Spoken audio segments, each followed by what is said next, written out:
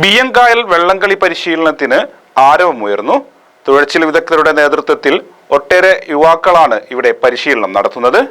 എല്ലാ പ്രിയപ്പെട്ടവർക്കും ബ്രൈഡൽ ക്രാഫ്റ്റിന്റെ ഓണാശംസകൾ.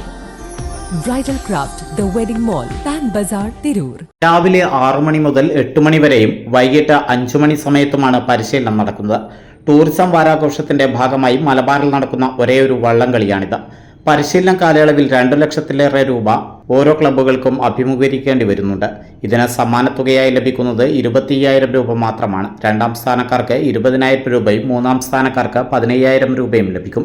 വൻ സാമ്പത്തിക ബാധ്യത വരുത്തിവെക്കുന്ന മത്സരമായിരുന്നിട്ടും നാട്ടുകാരുടെ ആവശ്യം കണക്കിലെടുത്ത് മാത്രമാണ് ക്ലബ്ബുകൾ ഓരോ വർഷവും വള്ളംകളി മത്സരത്തിനായി ഒരുങ്ങുന്നത്.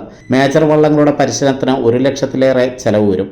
വള്ളങ്ങൾ കേടുപാട് തീർക്കുന്നതിന് വൻ തുക മുടക്കേണ്ടി വരുന്നു. ആലപ്പുഴയിൽ നിന്ന് ദിവസക്കൂലി ഇനത്തിൽ 1,500 രൂപ നൽകിയാണ് തൊഴിലാളികളെ കൊണ്ടുവരുന്നത്. ഒരു വള്ളം പണിയെടുക്കാൻ 8 തൊഴിലാളികൾ വേണ്ടിവരും. ഇവരുടെ താമസ സൗകര്യവും ഭക്ഷണവും ക്ലബ്ബുകാർ തന്നെ ഒരുക്കി കൊടുക്കണം. ചില ക്ലബ്ബുകൾ മത്സരത്തിനാവശ്യമായ വള്ളങ്ങൾ നിർമ്മിക്കാൻ ആലപ്പുഴയിൽ നിന്നും തച്ചന്മാരെ കൊണ്ടുവന്നിട്ടുണ്ട്. രാവിലെയും വൈകുന്നേരങ്ങളിലുമാണ് ബിയ്യങ്കായലിൽ വള്ളംകളി പരിശീലനം നടക്കുന്നത്. ഓഗസ്റ്റ് 27-നാണ് ഇത്തവണ വള്ളംകളി ബിയ്യങ്കായലിൽ നടക്കുക.